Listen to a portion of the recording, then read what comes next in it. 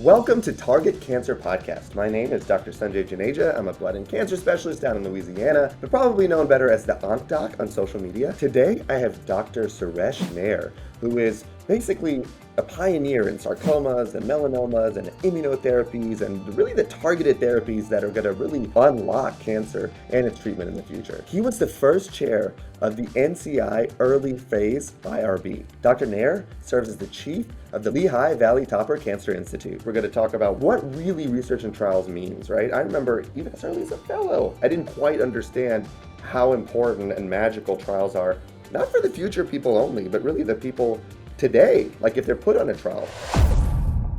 Yes, I've been a medical oncologist for 32 years, and I can honestly say that clinical trials and research are the brightest spots because they bring hope for patients. And in today's world, understanding the genetic codes inside all of us and also driving the tumors and also what we can do to help improve our immune system to fight cancer. Research has been life-saving, life-altering, and for those of us that are in the midst of doing these clinical trials, it's what keeps us coming back every day, rejuvenated to tackle new problems. Yeah, for sure. I mean, when you're getting on a trial, you're not getting on something like, ooh, we found this stuff, in a rainforest, and we think if we sprinkle it, it may, it's not that. It's based on usually therapeutics today that are just so extensively studied. This target, this precise, like, we think on this keychain of 1,000 keys, we think we found one that really kind of unlocks this and opens, the entire world on attacking this cancer effectively. And the problem is, and it's not a problem, it's a safety spot, but basically you need the data. Sometimes it takes years, even if it's super effective, to have the solid sound data to say, okay, it is recommended across the board. But if you're in a situation where you have a cancer today, and especially if you've used lines previously or there's not some good treatments, that trial will enable you to have it years sooner for something that could be extremely effective. Exactly, and I think I would say even coming out of COVID now, research is really rejuvenated, and I feel just like the world's opening up, I think cancer research is opening up. For sure. And now, on that note, let's talk about how melanoma was once, and I mean it still is, but was once an entirely differently scary thing, right? I mean, if people can't appreciate it, basically when you had melanoma, we did things as far as literally shocking the body with like cytokines and interleukins, basically just full out like mirroring sepsis, like just like calamity in the body, hoping that that excited the body enough to attack the tumors. That's how desperate we were. We didn't have a lot of good treatments. And all of Yeah, a and sudden, that mhm, changed incredibly. And I think, and yeah, correct me if I'm wrong, but back in the day, like even like I think 50, 80 years ago, you would actually scratch, they would scratch tumors with like a little rake and stuff, skin lesions, because we could appreciate at least just noticing that the immune system, when you aggravate something and get kind of inflammation there, that it would do something to reduce the size of lesions, right? As a very simple science. yes, yes. From 30 years ago to 10 years ago, nothing really changed over that 20-year time period. If you had spread of melanoma, which close to half of the stage 3 patients would develop spread of melanoma, it was as bad as pancreatic cancer in terms of prognosis. 90% of patients were dying within a year. Back at that time, all we had was chemotherapy or high dose interleukin 2, which is the very strong treatment. And as an oncologist that was taking care of on a year every year about 20 patients with stage 4 melanoma, and for the first 22 years of my practice, one of those 22 may be alive up to 5 years. Oh, And it was so discouraging because in for here it was 2013 was the year, and Lehigh Valley was lucky to be one of the 10 sites picked for the phase 2 testing of nivolumab and ipilimumab, which is also called Opdivo and Yervoy. And it was the first time that stage 4 melanoma patients could get access to these amazing medicines. And 2 out of the 4 patients that I treated at that time, 2013, with 6-month prognosis, they're both alive. They're by the end of this year, they'll be out 10 years.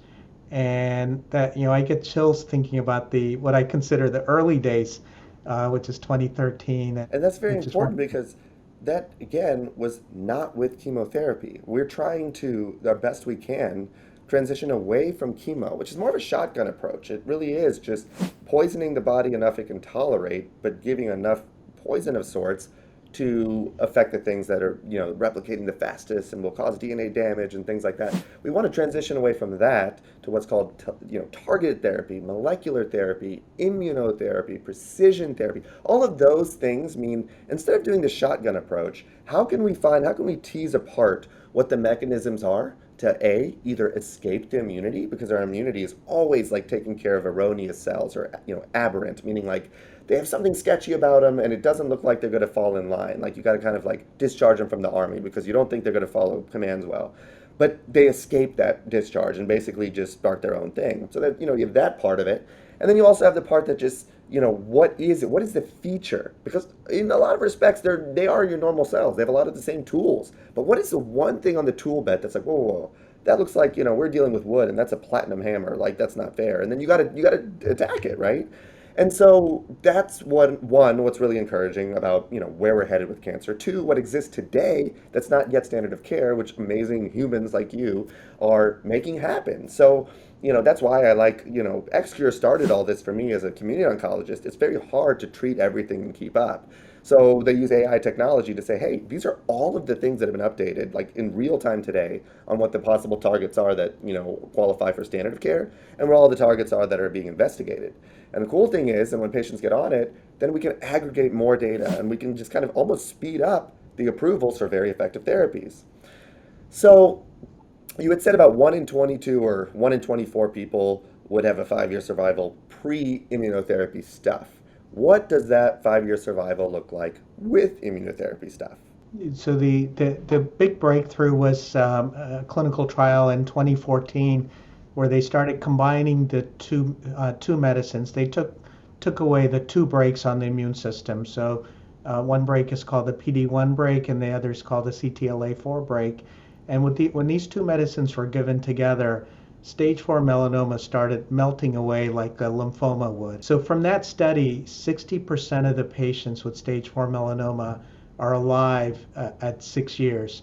And over a third of the patients are completely disease free, meaning they actually have a chance for cure. We're not calling it a cure yet. We need 10 years and longer follow up. But my first couple of patients are about to reach year 10. And at Lehigh Valley, we have 50 patients with stage 4 melanoma that are cancer free through these immunotherapy drugs.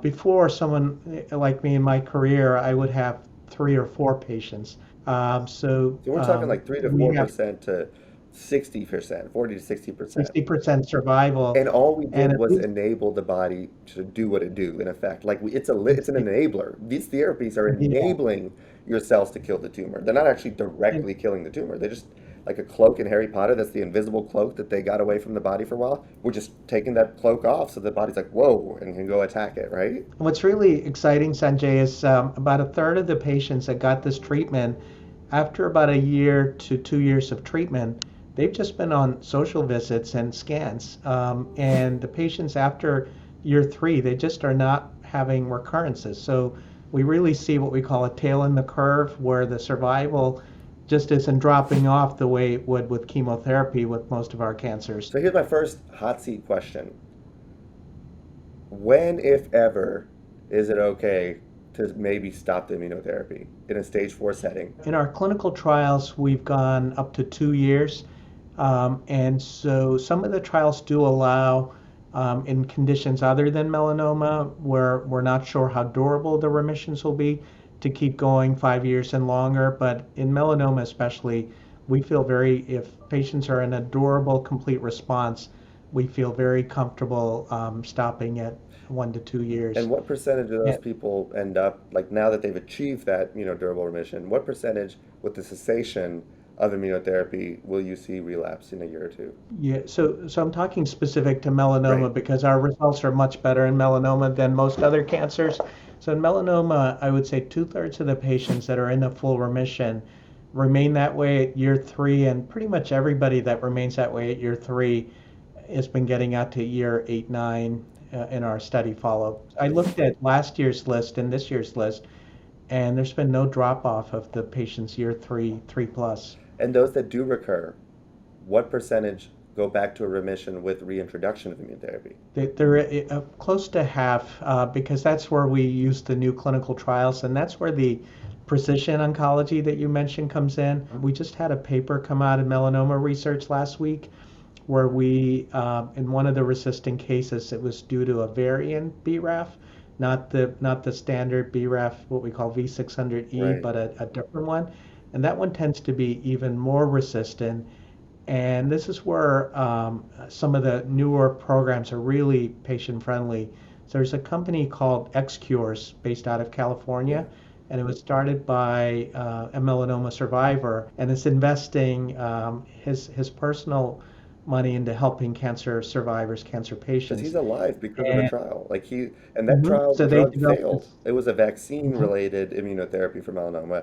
It failed. It didn't meet the criteria, but it worked in him. And that's an example of even if the drug doesn't come out, it could still be effective in people. It's what percentage? That's the craziest story. It's amazing. And so this XCures gave us a clinical trial for our patient with a pill that actually blocks the BRAF called an ERK inhibitor. Mhm. It's not FDA approved yet. It's on a compassionate use study. There's no placebo.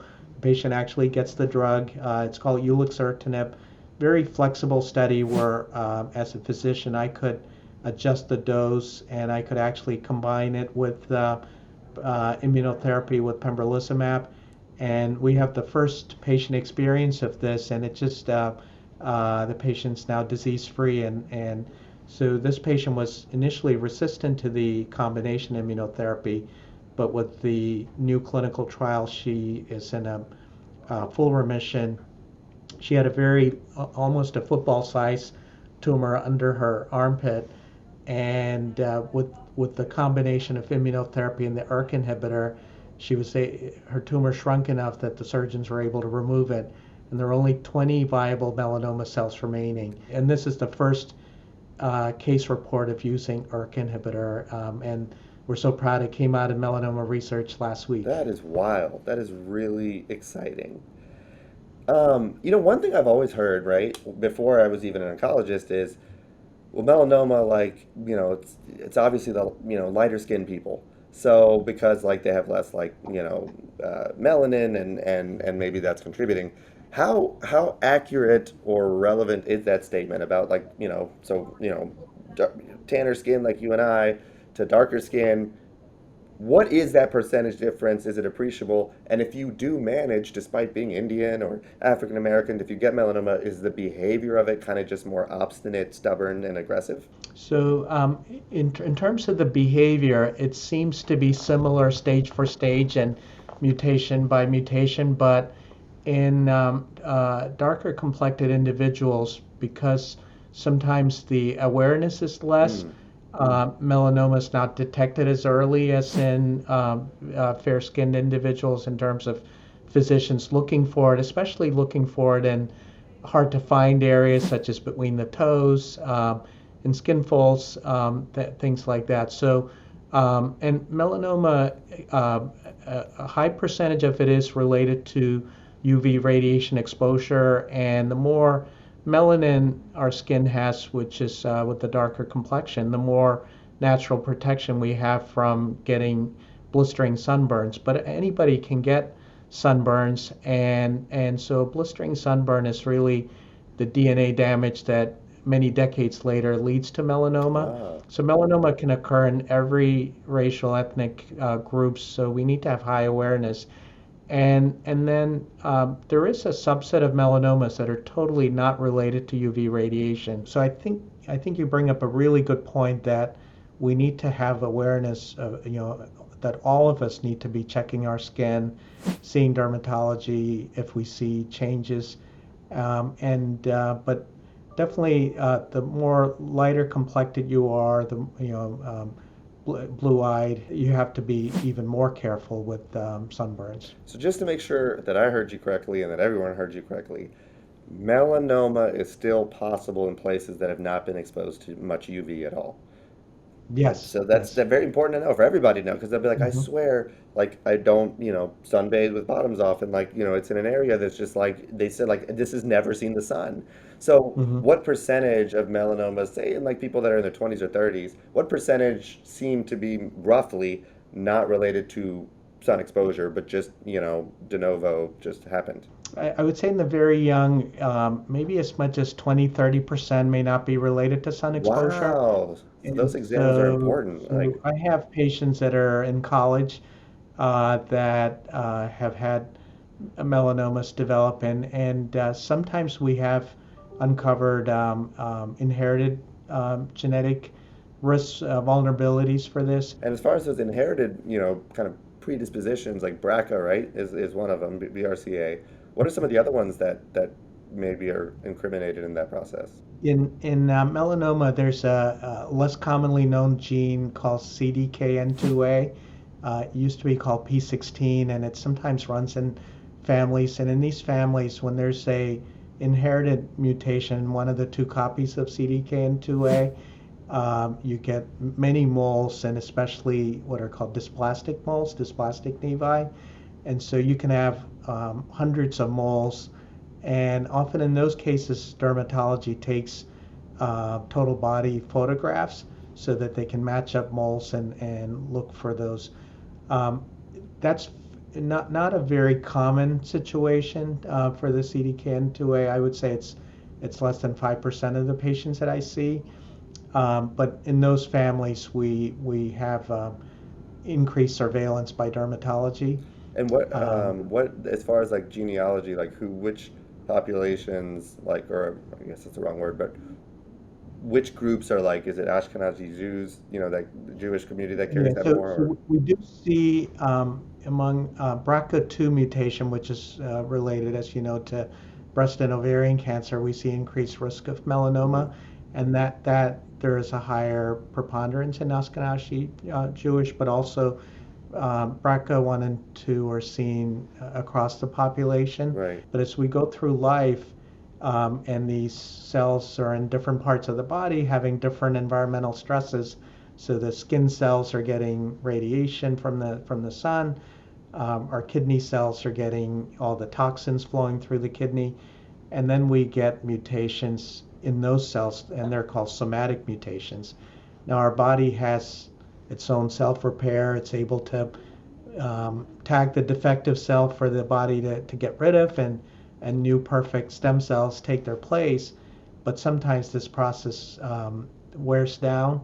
Aging is part of the wearing down because we have these telomerase genes also that are involved in self-renewal, and one of the ways that all of us can decrease risk of cancer is to decrease inflammation, because inflammation in general increases the mutation load and our ability to repair these mutations. And so, and when you have less inflammation, our telomerase lasts longer, and we can have a longer lifespan. So it's really amazing how cancer and health and aging, all of these are interconnected. Yeah, amazing to think it's actually pretty complicated and multifactorial, right? It's not well, Yes. when's the cure for cancer? That's an important point is when people ask the question, well, isn't cancer genetic?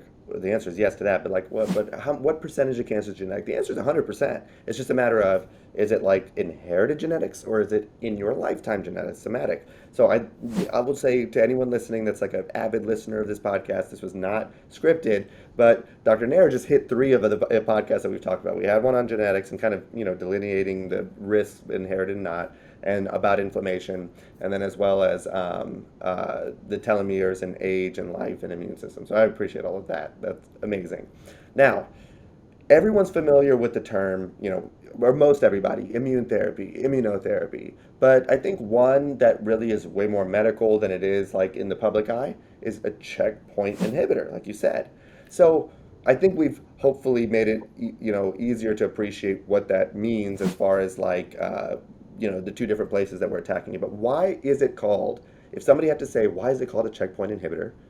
What's the answer? Sure, Sanjay, I can explain. So the most important cell protecting our body whether it's against COVID, viruses, or against cancer, is our T cell. Right. Our T cell patrols, our bloodstream, all the tissues.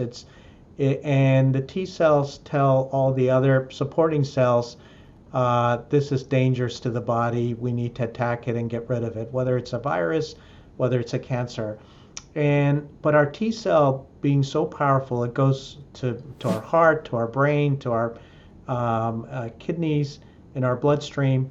Our T cells have the power when activated. If there's not a checkpoint to kind of say, you've done enough, calm down, they can literally kill us. And we see that with the worst cases of COVID. We get exposed to a virus. Our T cell sometimes gets so hyperactive that we get the pneumonia in the lungs, the inflammation, our clotting system goes into hyperdrive. We get brain swelling, all the inflammatory things that causes mortality in COVID. So the body has this, kind of yin and yang, where it can, in certain areas, it'll say the T cell needs to do its job, and it brings in the natural killer cells and the macrophages to get rid of the offending, virus or offending cancer.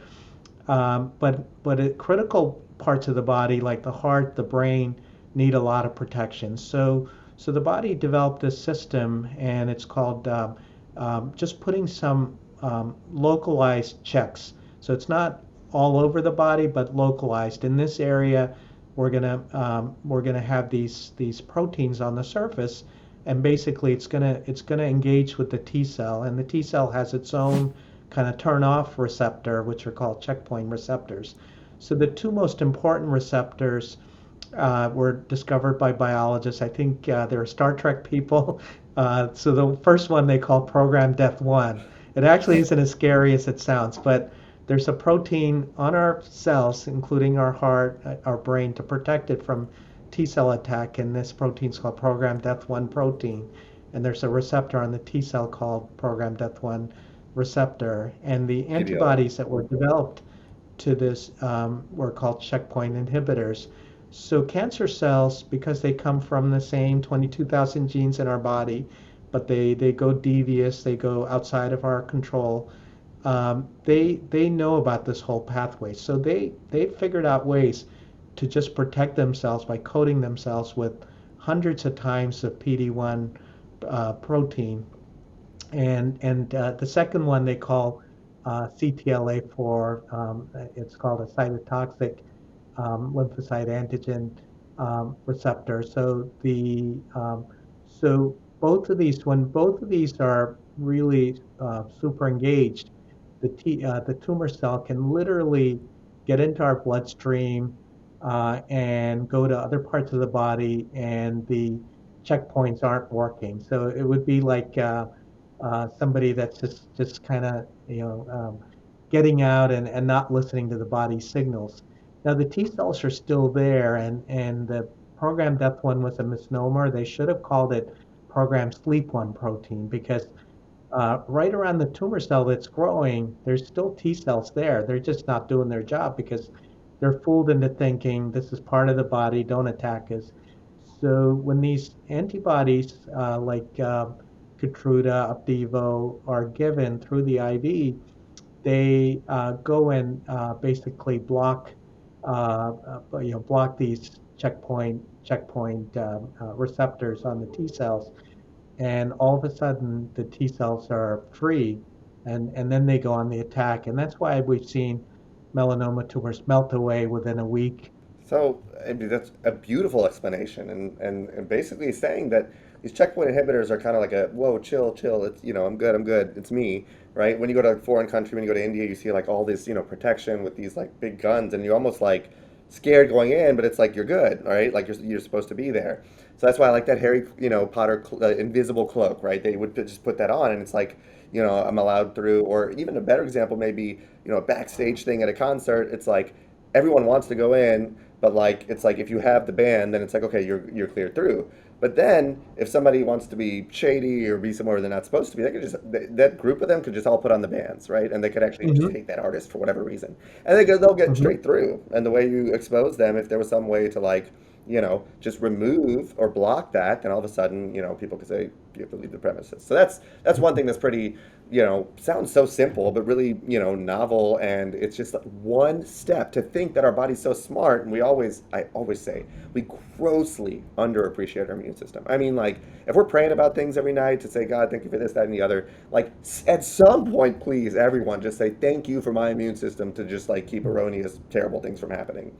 But Hmm. the other part of that is, I remember I was in a dinner talk for a pathology group, which now that I think about it, I don't know why I was in the pathology, dinner talk, but I think it was because I was in fellowship. My wife was already practicing, and so I needed a meal. But the point is, it was in 2015, and the immune therapy is coming out. We're so excited, right? PD-L1, PD-1, immunotherapy. We're just pumped.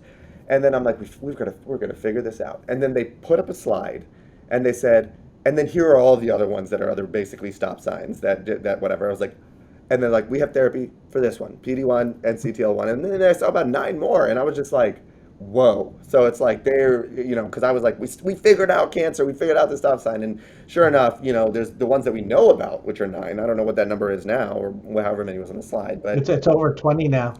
Yeah, geez, Louise. yeah, Well, are you yeah. figuring them all out? How many you got knocked down, Dr. Nair? Tell me you got Yeah, yeah. knocked Well, down. You have four I left. think that on the flip side, we've been disappointed that many cancers we can't get into remission with the checkpoint inhibitors. So pancreatic cancer is one of those cancers where there's such a thick stroma around the Yep. cancer, and the T cell just can't penetrate. So we call those tumors immunologically cold. Or desert, right? And so if it's a hot tumor where there's a lot of inflammation that the T cell can see, but some cancers they're so devious that they surround themselves with almost this wall, this impenetrable stroma, and the T cells and the macrophages, and then it makes it cold, and so now there's a lot of promising research into injecting these tumors with viruses, giving uh, uh, radiation, a few doses of what they call stereotactic hypofractionated radiation, which pokes holes in there. Sometimes even chemotherapy with immunotherapy to poke holes in there, but different ways of getting the tumor to be penetrated by the T cells. And in pancreatic cancer, there's these compounds in early research called chemokines. They call them CCR receptor, and one of the medicines is called OX40.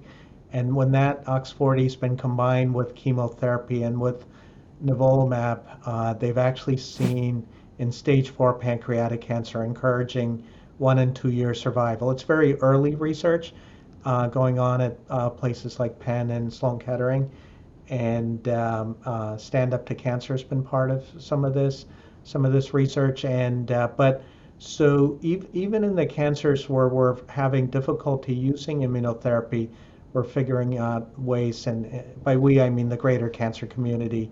Here at Lehigh Valley Topper Cancer Institute, we're working with, besides melanoma, a lot of trials in kidney cancer, a lot of trials in sarcoma. And in sarcoma, I've published with our group here using radiation as a way to bring T cells in and make an immunologically cold tumor hot. And we published a paper in the Oncologist showing that we could get tumors to shrink very rapidly by using 5 doses of radiation with immunotherapy. And so there's a lot going on, and now the most exciting area right now is taking T cells from a patient and genetically engineering it. And for hematologic cancers, they call it CAR T. Even in solid tumors, there's a lot of early research, still in the early phases, pioneering phases, of basically using some of the COVID vaccine technology and genetic engineering to engineer the T cells to go fight the cancer and destroy it, and potentially give a checkpoint inhibitor with this with the T cell. You just, again, another huge plug. So I had Rick, who's a PhD at UPenn, and he was talking about exactly all these things. So if this interests you, you have to go listen to that episode. It's already published. Like, it's exactly right. Pancreatic cancer just puts this silo up. Like, they recruit the cells that you make already, your stromal cells, your whole life. They take them, they hijack them, they kind of fortify themselves, and they actually, like, sometimes even make things to that where your normal cells, it's like the guy that has the hostage, and you can't shoot the bad guy because it's like it's saying, hey, don't, because you'll hurt me. They're literally putting out those signals to just make it what he called it, like an immune desert. So you have places that are immune rich, and you have immune deserts. And then exactly what you said, like, the thought is, if you don't know to go to help somebody in the sea unless you see flares coming out from the ship, what if there are no flares? Well, what if you could make the flares so that all of a sudden they're like, whoa, whoa, whoa, we got to go over there? And that's what you meant by just causing a little bit of calamity or a little bit of, chaos by doing that radiation right there and kind of opening the things up. Or if you inject it, then you kind of poof, like you burst it, and all of a sudden all the things that recruit your immune cells to get there are now exposed. So that's another way that I hope anyone that listens to these kind of podcasts can say, that's why we haven't found a cure to cancer, which the book I'm writing says it's time to cancel a cure for cancer, the term a cure for cancer, and has a line through it because they're all different, as anyone can hear and Hmm. appreciate.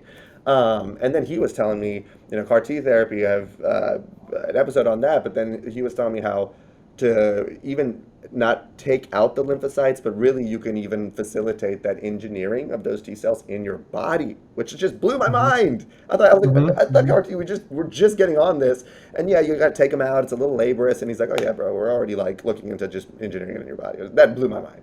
One thing we haven't talked about in any of the podcasts, really, and I love that you said that word, and I know very little about it. I pride myself on trying to keep a breath with most things, but sarcomas, like, I don't see them that often. Obviously, it's very rare.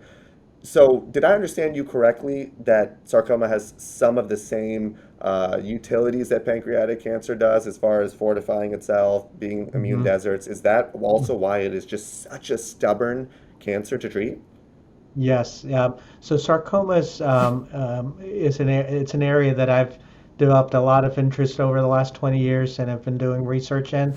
And it's about 15,000 cases a year in the United Right. States, and there's at least 50 different types of sarcoma. So it's not all one cancer. Many of them have very distinct tumor somatic mutations that make them different. So it's hard to come up with a unified approach to sarcomas. And in the old days, just like you said, Sanjay, we were trying to bomb them with the adriamycin and ifosfamide and different chemotherapies. And they were just like the melanoma. When it was in advanced stage, they would work for a few months, and then the sarcoma would grow back very fast. And sarcomas also have mutations that allow them to hide from the immune system. Okay. So just giving the immunotherapy drugs like nivolumab or pembrolizumab, so like Opdivo or Keytruda, only gets responses in a rare sarcoma, maybe 5-10% of advanced sarcomas. We get a little better by using the combination, like the ipilimumab and nivolumab, more like 20%, but not the home runs that we see in melanoma, not the cures. And so the newer approach in sarcoma in research is to combine immunotherapy with a targeted therapy. I was going to ask. So Yeah. so just like and one of the things that many researchers, including myself, have seen is that abnormal blood supply that's brought into the tumor due to mutations, which is called angiogenesis, really fights the T cell. It kind of helps mask the T cell. So often, the tumors that are the most immune resistant often tend to be also very angiogenic. They Angiogenic. tend to have a lot of blood Like supply. renal cell and, And and some of the, mhm. and, cholangio's and all. and so in those cancers that are being resistant to some of them will respond to immunotherapy, especially if they have a lot of mutations. But sarcomas don't tend to be as mutated. You see more like 5, 6 mutations rather than hundreds of mutations as you see in melanoma. So they don't stand out to the T cell as much. They can hide more. So one of the medicines that a great paper came out in AACR's journal, CCR. It was a medicine called cabozantinib, and cabozantinib is a wonderful medicine that dries up the blood supply, so it blocks VEGF. It also blocks some of the growth mutations that are driving sarcomas. And so we found that when you combine a medication like cabozantinib with immunotherapy, you can often get better results. And so a lot of this is in its very early stages of research. We do use the traditional chemotherapies in the advanced stage, but we're actually finding that in some cases we can get um, better results using targeted therapies and also immunotherapies. But we do need more and more breakthroughs. There's some early work in synovial sarcoma, which is another one of the rare 50 subtypes where a T cell therapy has been working, um, and some vaccines and T cell therapies. But it is a difficult area. We work through our Memorial Sloan Kettering Alliance with Dr. Sandra DeAngelis and others at Sloan on sarcomas, and this is an area where we're hoping that the CAR Ts and the T cell programs may help even more. But So, I think we're having more hope now than we did, say, 5 years ago. so, it sounds like you're saying with immune therapy again, you're trying to unveil, like, not unveil, but you're trying to enable, like, lymphocytes to be able to attack the tumor. Then you said angiogenesis is in some way also protective against T lymphocytes, correct? So when you were saying, a TKI or something to block that angiogenesis, which hopefully is in some effect another unmasking, then what you're hoping, and I think if, I'm just so proud and humbled by the, followers of these podcasts because they're not medical and they just ask the questions even before I do. They're thinking, okay, you did one unveil with immune therapy, you did another unveil to some effect with angiogenesis. Where's your bullet, right? And so that's what I would think is like, well, at that point, isn't there where you sprinkle now some cytotoxic chemo or better, what's called an ADC or antibody drug conjugate, which basically means that you attach a chemotherapy to an antibody, and then you make that antibody a little bit of a directed missile to launch onto something in the cancer, and then boop, then inject the chemo rather than putting it in your vein and just kind of shotgunning it, which is really the ideal way if we can find the antibody to, have something carry it too. So in those circumstances, is that something being investigated? Unveil, and actually like, throw that kind of thing into the building? Yeah, I think people are one of the difficulties in sarcoma is the rarity of sarcomas, and so you have 50 different subtypes, and then out of the 15,000 patients a year, it's difficult to do a lot of clinical trials, and I think Right. more and more we have to get to almost very personalized care. So we have an exceptional survivor here that we're in the process of publishing that has been fighting stage 4 uterine sarcoma spread to lung, peritoneum, pelvis, bone for the last 5 years. And finally, I have her in a durable, complete remission. And we used the standard traditional chemotherapies for the first 2 years, but the last 3 years we've actually been using things that are not that are would be almost be considered off-label, but based on good science. It's a combination of immunotherapy, the stereotactic radiation to boost the immune system to unveil the resistant areas. And we found by testing the tumor mutations that her tumor actually had a BRCA mutation, even though she was not germline BRCA. Right. So her tumor acquired a BRCA mutation. And that gave us a chance to try something that's been successful in ovarian cancer. PARP inhibitor. There are these pills called PARP inhibitors. So about 3 years ago, I started the patient on a PARP inhibitor called niraparib, and also gave pembrolizumab or Keytruda. And over the course of the last 3 years, her metastasis started slowing down. And then we were down to what we call oligometastatic disease, just a couple of spots.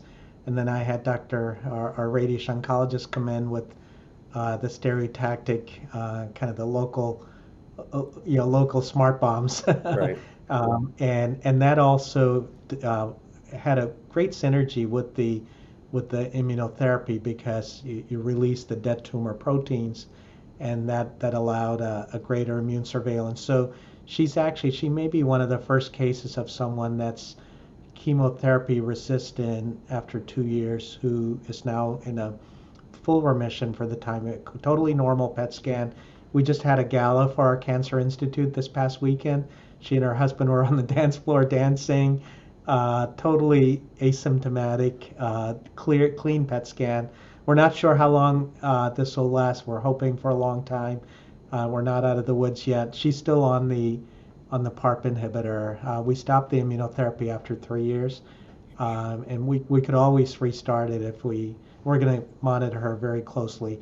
One of my fellows is in the process of publishing this paper because it's still an N of one, and it goes to your book, Sanjay. Nobody can claim they have a cure for stage 4 uterine sarcoma, but here's a personalized treatment that's worked for this individual because we knew her germline genetics, we knew her tumor genetics, we were outsmarting the cancer using things out of the mainstream, for uterine sarcoma. In NCCN, immunotherapy is not an NCCN for uterine sarcoma. PARP inhibitors aren't an NCCN for uterine sarcoma, but this is not.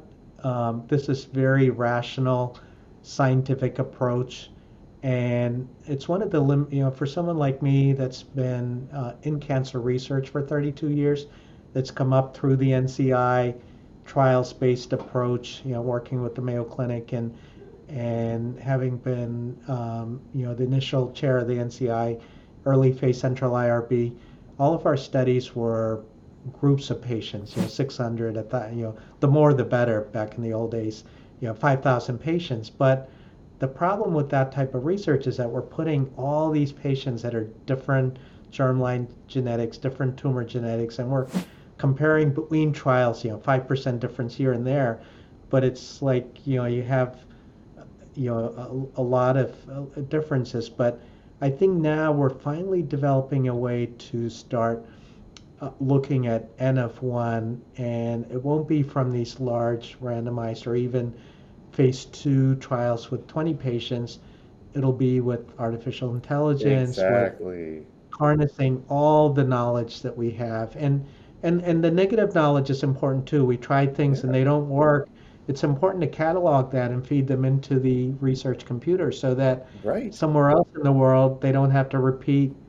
So we're all interdependent, and we can just like they figured out the gene code and for humans, um, we can try to on a all of us through computers, through data sharing, through worldwide research Yes. cooperation, collaboration, and AI. And it's actually people like you that are thinking out of the box, both as an oncologist, but also looking at technology, looking at new, and I think our audience is sometimes ahead of a lot of organized research in their thinking. They are. They're It's not incredible. It's limited by humbling. barriers, or not barriers, but oncology's been a very, the progress has been, slowed down sometimes by the way we do studies. Big time. And but I think now more and more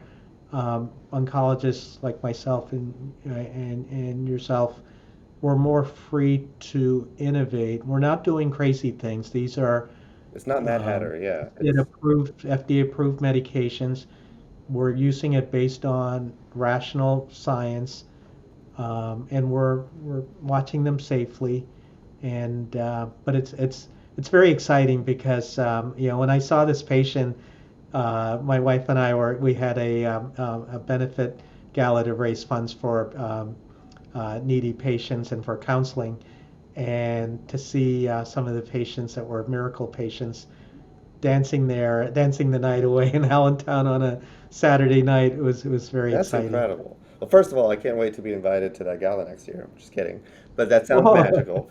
It gave me goosebumps. Actually, it's a beautiful We would thought. love to have you, And I would be Sanjay. ecstatic. My wife and I mean, we live for that. We're both oncologists, so it literally is just the most fulfilling thing that keeps us extremely humble and proud of these, especially these kind of really heroes to us, right? And to your point, that's what AI, that's what the other part of X Cures and other companies like that is say, guys, ladies, we need to like aggregate all of our information. We need to see why it didn't work, what, or why it did work, and what are the other pieces we think don't mean anything, but it's like, why are all these people with XY701 not responding to this? What is this thing? That you only way you know that is to have it all pooled together and let AI say, these are the trends, these are the relationships we, made. Otherwise, it's very mystique, right? It's very hard to demystify.